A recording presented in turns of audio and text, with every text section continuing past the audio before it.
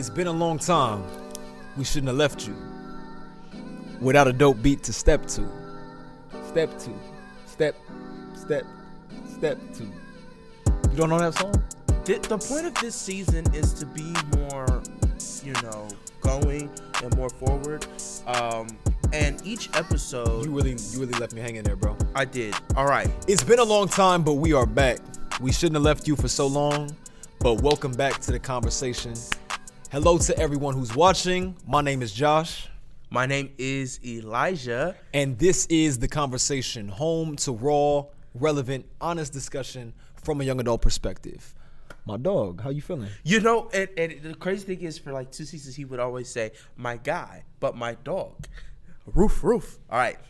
It feels well to be back. Listen, I'm so excited for this conversation that we're going to do. It's so important, as you can tell by like kind of the feeling of this season, we're mature. We're juniors now in this podcasting game. And so we're going to be more focused on getting right into the content and making sure that you are able to enjoy this conversation. Quick note, I want you to stop what you're doing and go get Body Armor. We're not sponsored by them. They did not pay us for this, but we're still going to give them a plug. But I'm hoping, because listen to this. Woohoo! You just gonna drink it in front of the camera? Yeah. Drink it right into the microphone. All right, let's get into it, Josh. Slapping. What are we talking about today, man? Today's topic is self-image. The title of this episode is Man in the Mirror, because I want to start off this season following the vision that we have of getting straight into the content, but also staying true to what we do. Yeah, it's raw, it's honest, it's relevant. Some conversations are serious, some are silly, but no matter where you are, hopefully you feel like you can pull up a chair and join us right at this table, figuratively, and join in on the conversation. Yeah. But I think it's important for us to talk about the way that we see ourselves. Yeah. The way that our self-image has been shaped by positive experiences, by negative experiences, by the influences in our lives, because we're an influence in someone else's life. Yeah, definitely. So I want to get into it, but right before we do, please excuse me. Are you going to mute your computer? I thought it was muted. But go ahead. Before we get into that, though, we got to start off with a hot take. Okay. As always. Okay. And I mean, the title of this episode is Man in the Mirror. Okay. So I think you know where I'm going with this. I don't. I need you to tell me, what are the top 5 Michael Jackson songs ever recorded? Okay. Remember the Time. Oh, yeah. Beat It. Thriller. They Don't Really Care About Us. Sleeper pick. And Earth, the Earth song. Earth song. Okay, that was solid. That was solid. Josh? I agree with you. Remember the Time is definitely up there. I don't think you gave enough credit to anything from the Off the Wall album, and that kind of upsets me. But okay. I will also say Thriller is in there. I think Thriller was the better album. Okay, slightly. I'm gonna say Don't Stop Till You Get Enough. Okay, I get that. I'm gonna throw in You Rock My World off the Invincible album, because that's not talked about enough. Yeah. And just for kicks and giggles, I'm gonna say We Are the World. Okay, got you. Special shout out, or I should say honorable mention, to Heal the World, though. That was a good one too. I know the Super Bowl halftime show we just had was arguably the best ever, top 3. But I think that number 1 spot still goes to MJ. I've never seen it. I can't judge We weren't even alive when it happened, but I got to give it to him. Yeah. It's kind of ironic that neither one of us said Man in the Mirror, though. I don't like the song. I like the concept. I like the message of the song. Yeah. And in fact, it's really the message of the song that applies to what we're talking about today. Yeah. If you want to make the world a better place, take a look at yourself and make a change. Yeah. Take a look at yourself. That's what we're focusing on right now. Yeah. Introspection, self-image, the way that we view ourselves and the way that we view our abilities, our capabilities. We are young adult men. So my first question to you about self-image is, when did you start to see yourself as a man? At what point did you look at yourself and say, I'm an adult now, I'm a man? Really, I'll be honest, I'm still trying to figure that out now. I don't think I've fully unpacked what that comes with. And I don't think I will until I'm actually there. You know, I think it's going to take some time to be at a place to really unbox and unpack what it means to be an adult. Because in your time as an adult, and I think some of our older audiences can agree, like there's a expectation that comes with that, and more importantly, there is responsibility that comes with Yes. that. I think realizing I'm getting closer to be adult is now we're both seniors in college and we're both transitioning into a more adult-like world in regards to the fact that we have responsibilities. Right. So we have bills, we've had car insurance and phone bills and subscription bills for a long time. But now there's rent, there's gas, there's electric, all these different things that come with adulting and come with that next stage of your life that, you know, we haven't really, you know, dealt with. Yeah. So I think for me, I'm realizing myself as an adult by the way that responsibility is coming and the way I respond to things is changing. You know, younger Elijah was a little bit more bite backish. I love to bite back. You know what I'm saying? I love to continue a conversation and an argument in some way or capacity. But as I continue to mature and grow, I've realized that listening is so much more powerful than talking. I know that's so crazy for some people to understand, but to listen to someone's opinion, someone's thoughts, and someone's worldview is so much more important than going out there and just blabbing about what's going on. Like, as I've come to know, me and Josh have done some really, really cool stuff in our own individual lives. But more importantly, when it comes to us talking to each other, we don't focus on that. We focus on the fact that we're growing and trying to figure out life, and we're maturing as adults and as men. And that comes with listening to each other. And so I think I'll say at 20. At 2020 was really one of the big years when I really started to see myself and look at myself like, oh shoot, you know, I'm really growing up. Yeah. I'm really starting to figure out the world, you know, and my responses to things are changing, but even more importantly, the people around me are changing too. You know, like they're not looking at the world the same way that I did, or they're not operating in the same way that I am. They're moving differently. Right. They're you know, they're being different. They're growing differently. Yeah, they're growing differently. Yeah. Yeah. And you're noticing that sometimes your relationships will change because your goals are changing. Yeah. Because you're moving a different place in life. If life is a journey, then at some point in the journey, you transition out of childhood and into adulthood. And that is a major part of your self-image, how you identify. Do I identify as a kid or as an adult or a teenager? Or maybe I identify myself by where I am in school. I'm a high schooler. I'm a middle schooler. I'm an adolescent. At some point, though, we say, I am an adult. Yeah. Not a girl, a woman. Not a boy, but a man. I think for me, it's also a progression. Yeah. Identifying as a man, as an adult, it's ever changing. I'm still growing. I'm still developing, but I will for the rest of my adulthood. I don't think you ever arrive at peak or prime adulthood. I don't think you ever should. That's I don't good. I don't think you ever should.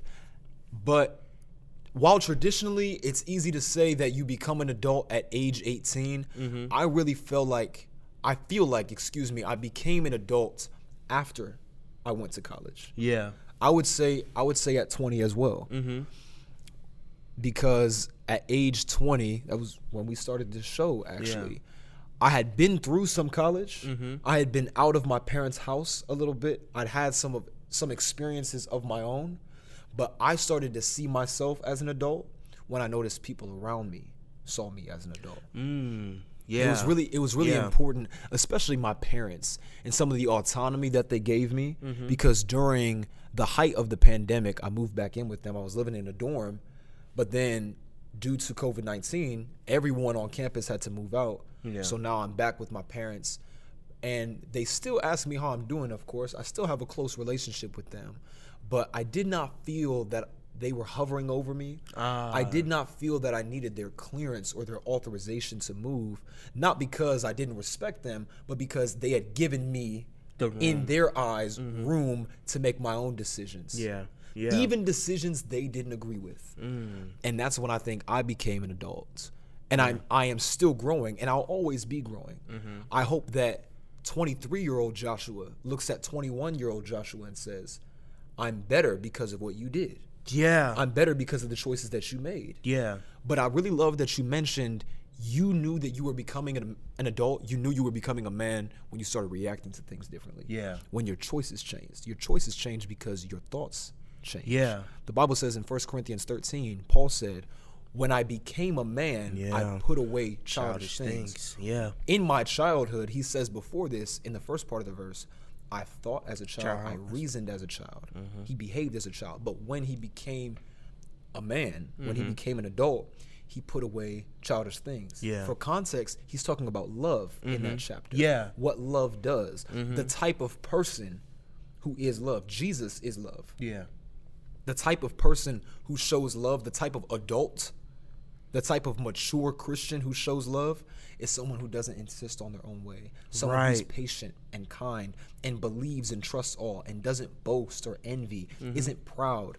These are some characteristics that you need to put away childish things just to adopt, just to take on. Yeah. So what are some childish things in your life that you feel you need to get rid of so that you can see yourself as a growing man, as a growing adult? Josh, this is so crazy because I've been unpacking this so much recently, and just understanding there's so much that I have to let go of. And the really big thing that I've understood was I've had to let go of certain people because they would kind of keep me in a place where, I would allow them to keep me in a place. I see what you did there. Where I wouldn't grow or I wouldn't be, maturing or developing myself as a person. And I think I've grown to be okay with the fact that people, have their role in life. They have their role in your life, and it's up to you to understand and mature in your realization of who they are and what they are. I know a lot of people, and it's kind of a trendy thing to cut off people so often or to let people go or to just abandon people. I know that's a trend, but do you have a good valid reason behind it? Because you don't want to cut off people who are sowing into your life the things that you need to grow and develop. Like I have my wonderful aunts right now, right? To cut them off would be a sign of immaturity on my end because they're the ones who are pushing me to grow. Cutting you off would be a sign of immaturity because you also produce me and prompt me to grow. And so I don't think I answered your question at all. No, you did. But you did. Yeah, I just think those experiences are just the really top things that I can think of. And also surrounding myself with people who are doing what I want to do. That's good. So That's good. I want to go into student affairs and help higher education and help the field and cultivate an environment where students can learn. And from that learning, create a more equitable world. And if you don't know what equitable is, it's where everyone is given the resources they need to succeed. I'll do a quick little thing. If you think about, there are three people, looking at a fence. You have a teenager, and a 2-year-old, and a child. They're at 3 different stages of life, and they all want to see the baseball game. The easy way to do it to some people is to just place them all at the same level, right? But if you still place them all at the same level and give them the same resources, somebody's still not going to be able to see the game because they're at 3 different levels. Right. But instead, give them the resources they need to do it. And so in my role, I want to help do that. But I'm learning how to do that by surrounding myself with people who do that for a living, people who prioritize, education and how to make that impact and how to be of influence. But in that being around them, I'm maturing myself. I don't talk the same way in conversations. I don't look at the same events the same way. I don't look at the same struggles the same way because I've surrounded myself with people who are growing and flourishing and developing. And so those are some of the things that have changed, not just me, but how I view myself. Yeah. You know, and how I, You know, so the next question that we're kind of tapping into right now is like, what influences and experiences shape your self-image? Who do you surround yourself with on the daily? Are the people that you surround yourself investing in you, Right, giving you what you need to grow, giving what you need to develop, or are they just taking from you? Are they just using you? Are they just people who like to ride on your back or just be there? Or are they supporting you and promoting you to get further and That's to the get to a question. point and a place that you need to be? That's good. That's good. Yeah. They determine the people that you surround yourself with will determine to an extent where you go. Yeah. I love that correction you made earlier when you said at first people in your circle were keeping you down. Then you corrected yourself and said, I allowed them to. Yeah. It takes maturity just to realize that. Yeah. My mom quotes a pastor by the name of Joyce Meyer and says, if you show me your friends, I'll show you your future. Yeah. The people who are closest to you.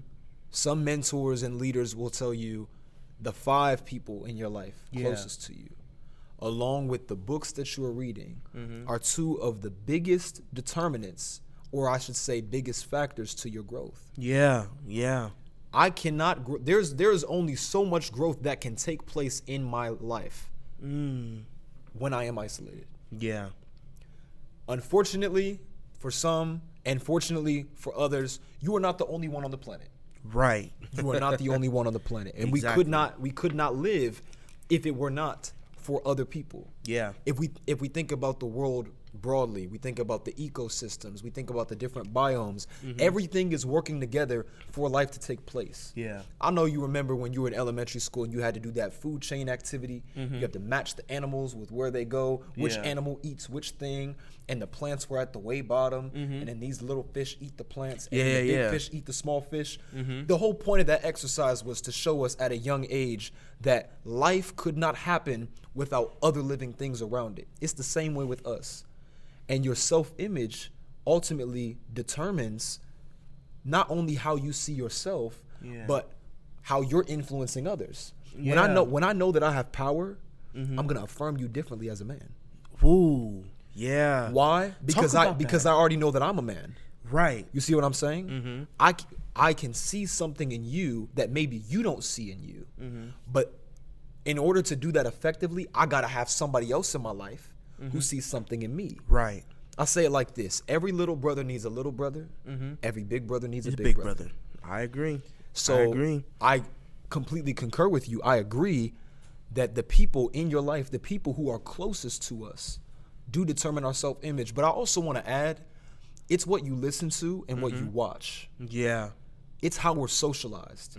The school that you attend, the family that you're raised in, these are some things that you can't control, but they will determine your self-image. Yeah. If you grew up without a male figure in your life, and a lot of black men unfortunately do, Yeah.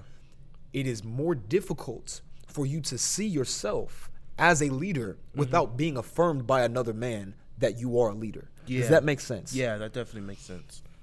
In another way, and another thing I want to bring up, our church background. Yeah. That's something that deserves to be talked about as well. Yeah. The people in our lives, like for example, we had our pastor on the show last season. Yeah. He affirms us. He does. But not only does he affirm us with his words, he shows us with his actions Yep. that it's possible. When I serve him as an armor bearer, he tells me, Joshua, when I was 20, I was leading a young adults ministry. Right. When he was 20, he got married. Now he's been married for over 50 years. Yeah. I don't want to talk too long, but these are just some of the things that influence us. Yeah. The music that you listen to. The Yeah. shows that you watch on TV, the people you follow on Instagram, what you're seeing on your timeline, that is going to affect the way that you see yourself. Yeah. So it's very key. And this transitions into the next question I have. How do you tell the difference between the influences in your life that are good and bad, the positive and negative influences? Man, I just want to say you dropped so many dimes in that last statement there. And I think it's so true what you said about people in your life, having them to affirm you and affirm where you're at and affirm who you're growing into, because those are the people that are going to be in your corner at the end of the day. Those are the people who are investing in you. And I know investing kind of has this bad look on it, because when you say like, Josh, I'm investing in you, it's like, what you mean by that? How you gonna get a return? But you literally are. Like when I as a mentor to my mentees, when I speak to them and when I interact with them, I'm putting in nuggets and wisdom, things that I've learned, because I want them to grow and I want them to go further than where I am. You know, my grandfather, he always tells me this all the time. He's like, when I tell you these things, Elijah, I'm not telling this just to be talking off the side of my neck.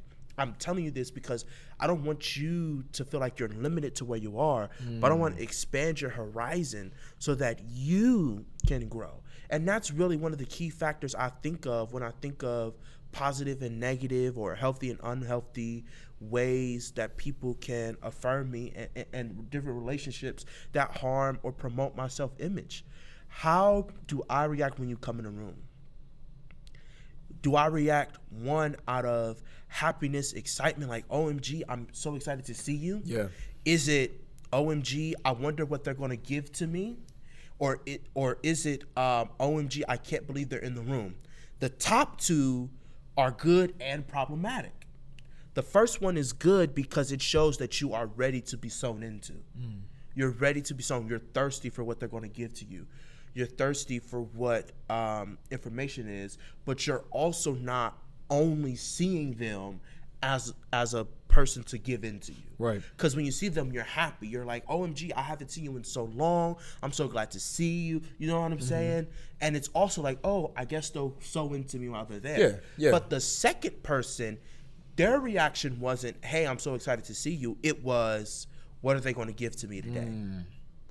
And it wasn't, you know, you may not know what that person's going through when they walk into a room. Because just because I walk in the room and I look as if I'm happy or I look as if I'm good does not mean that's really how I am. Man. And I think, just a quick, side note, when it comes to ministry as well, when you walk into a place or a space and people automatically assume that you're just ready to go out, pray, preach, prophesy, or prophesy, there are some moments where you're just really weak and you don't have it. But when you're serving, everyone is just looking to take from you. You know, and the third person is, when you look at them, you're like, I just don't want to be around them. Yeah. That's a negative relationship that you have with that person, and they may be harming the way that you view yourself. Exactly. Because the way that I interact with Josh or interact with certain people around me, it influences how I see myself. So if I see you as you're doing right, you know what I'm saying? If I see you as moving forward, growing and developing, I'm going to be like, yo, I want to do that too. Yeah. You know what I'm saying? So now my self-image is, let me make sure I'm growing and developing. But it's really important that you don't become envious of where that person is growing or going into. That you're not looking at them and like, man, I wish that was me. I'm going to do better than them and all that type of stuff. But instead, looking at them and be like, I appreciate where they are. Right. Let me make sure I'm on top of my stuff. Right. But it takes so much time to get to that point. And I think sometimes we kind of expect to kind of understand everything so easily and so simply, but it literally takes so much time. It's a process. Effort. Yeah. It is such, and we had an episode called It's Not That Simple last season. I'd encourage you to check it out, where we literally highlight and outline the fact that everything that you think is simple is not. And growing and developing and understanding the value of your true self-image is really hard to do and really unpack. And I think for me, with the way that I interact with people and the way that I watch and listen, I'm so big on listening now, because when I was growing up, I was not a good listener at all. I was not that guy. Listening was not my skill, not my gift, not my ability. My grandfather will always have to, both of them actually, would always have to tell me, Elijah, you need to work on your listening, But it wasn't until we went through a whole panorama that I realized, like, I really need to listen to the people around me, because usually they're not just talking just to be talking. Right. They want you to be better. They want you to grow. But it's a process to figure out who people are in your life. But I don't want the listeners to hear this and be like, oh, well, I should be skeptical of everyone. There's a good level of skepticism, and then there's a bad one. If someone ooh, I just bit my tongue. Woo! Maybe you're supposed to be thinking about what you should say. Woo! Drink some of that Mamba juice. I'm sure it'll help.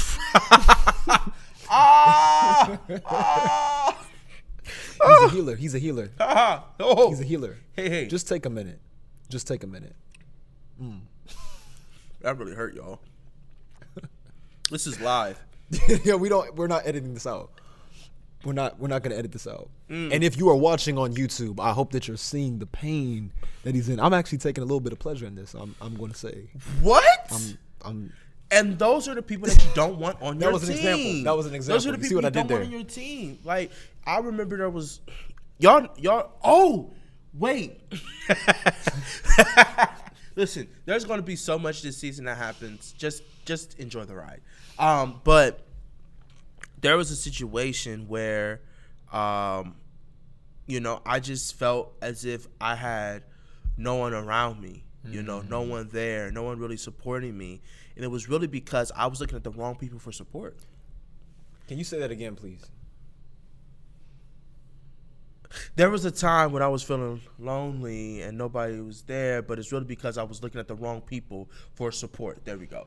Looking at the wrong people for support. A lot of times we get so caught up in certain just expectations of people that we never discussed in the beginning. Wow. I am really big on contracts. This is going to sound so bad, but I am really big on contracts with relationships, friendships, mentorships, all of the ships.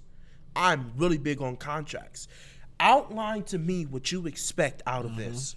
Outline to me what you're expecting of me to do for you and what I'm expecting for you to do for me.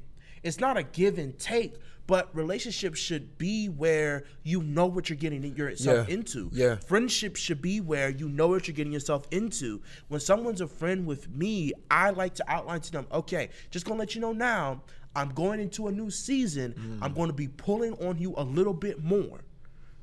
I just am. And it's because I'm going to need that support.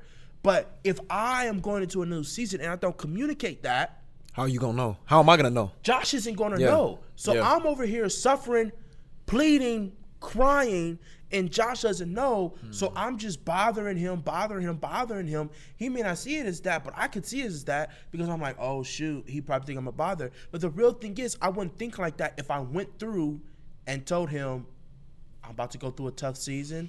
I'm going to need you. Yeah. I'm going to need your support. Yeah. I'm going to be on one leg or one arm. I'm going to be, down for a little bit. So I'm going to communicate to you, hey, I'm going to need this. Yeah. I did it with my aunt and uncle, and it was because I just thought about it. I was like, we can't expect people to know and assume what you're needing. Communicate it.